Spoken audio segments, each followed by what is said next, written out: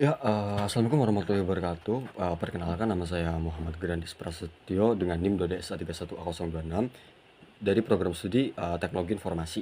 Di sini saya akan menjelaskan materi yang saya buat tentang mega korupsi tata niaga timah yang merugikan negara hingga 300 triliun rupiah di mata kuliah pendidikan anti korupsi. 300 triliun rupiah, jumlah uang yang sangat besar.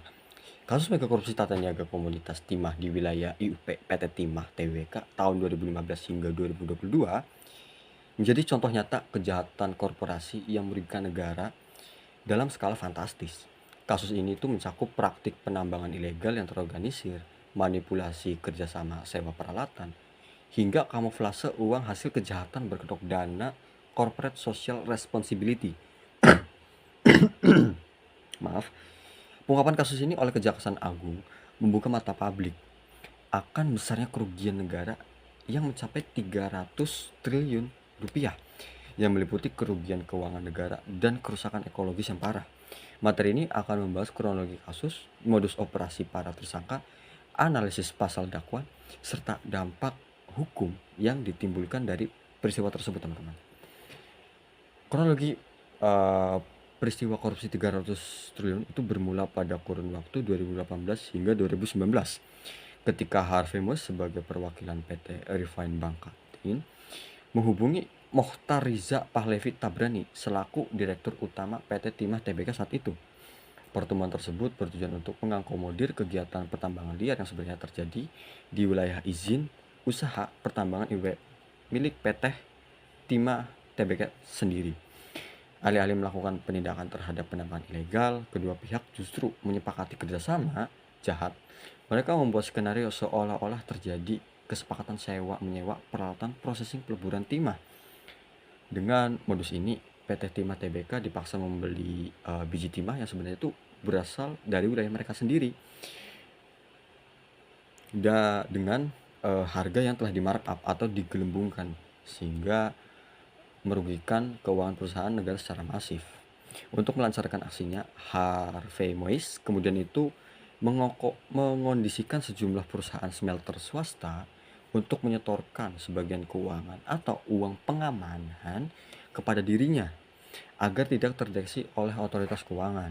Penyetoran dana ini disamarkan dengan dalih sumbangan dana corporate social responsibility atau CSR yang difasilitasi oleh Helena Lim itu sendiri.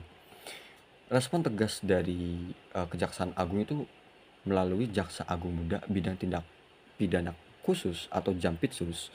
Institusi ini itu bergerak cepat melakukan penyediaan intensif yang berujung pada penetapan 22 orang tersangka. Para tersangka tersebut berasal dari berbagai klaster, mulai dari jajaran PT Direksi PT Timah Tbk sebagai penyelenggara negara tersebut, pihak swasta selaku pelaksana lapangan, hingga beneficial owner yang menikmati hasil kejahatan. Sebagai upaya pemulihan kerugian negara atau aset recovery, penyidik melakukan penyitaan aset-aset bernilai fantastis milik para tersangka, termasuk uang tunai ratusan miliar rupiah, logam mulia, kendaraan mewah, dan properti-properti lainnya. Penegak hukum ini diperkuat dengan pelibatan ahli lingkungan, yaitu menghitung dampak kerusakan ekologis, sehingga terungkap total kerugian negara mencapai 300 triliun rupiah. Sebuah angka presiden baru dalam sejarah pemberantasan korupsi di Indonesia. Dan untuk kasusnya, Harvey Mois dan Helena Lim itu dijatuhin pasal berlapis. Yang pertama itu diterapkan karena terdakwa secara melawan hukum mengakomodir pertambangan liar yang mengakibatkan kerugian secara masif. Yang kedua, ditetapkan karena terdakwa berupaya menyembunyikan asal-usul harta kekayaan dengan cara membelikan aset atas nama orang lain atau badan usaha, mengaburkan jejak pidana asalnya atau predikat crime. Nah, terus untuk Mokhtar Riza Pahlavi sendiri itu terjerat pasal 3 UU Tipikor. Pasal itu spesifik menyasar setiap orang dengan tujuan menguntungkan dirinya sendiri, menyalahgunakan kewenangan, kesempatan atau sarana yang ada pada karena jabatan.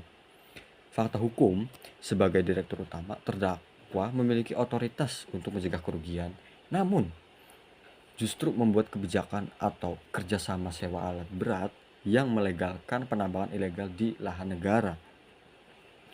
Terus kesimpulan dan penutupnya, dari analisis kronologi dan bedah hukum yang telah dipaparkan, saya menarik beberapa kesimpulan penting nih. Yang pertama itu, kasus megakorupsi timah ini membuka mata kita bahwa korupsi di sektor sumber daya alam memiliki dampak yang jauh lebih mengerikan daripada sekedar kerugian uang. Angka 300 triliun tersebut mencerminkan hancurnya ekosistem Bangka Belitung yang mungkin butuh ratusan tahun nih untuk pulih atau recovery. Artinya korupsi ini telah mengambil atau merampas hak generasi yang akan mendatang. Yang kedua, langkah Kejaksaan Agung menerapkan pasal TPPU atau pencucian uang kepada Harvey Mois dan Helena Lim adalah strategis yang sangat krusial. Dalam pemberantasan korupsi modern, menjarakan pelaku saja tidak cukup. Negara harus hadir untuk merampas kembali aset yang dicuri melalui mekanisme aset recovery. Yang terakhir atau yang ketiga, kasus ini itu menjadi peringatan keras bagi tata kelola BUMN kita. Pengawasan harus diperketat agar perusahaan plat merah tidak lagi dijadikan sapi perah oleh oknum swasta yang berkolusi dengan pejabat di dalamnya. Oke, demikian video analisis korupsi yang saya buat. Semoga pemaparan ini dapat memenuhi tugas pengganti presensi dan memberikan manfaat akademis. Terima kasih atas perhatiannya Ibu dosen. Mohon maaf apabila terdapat kekurangan dalam penyampaian. Saya ucapkan billahi taufik walhidayah. Wassalamualaikum warahmatullahi wabarakatuh.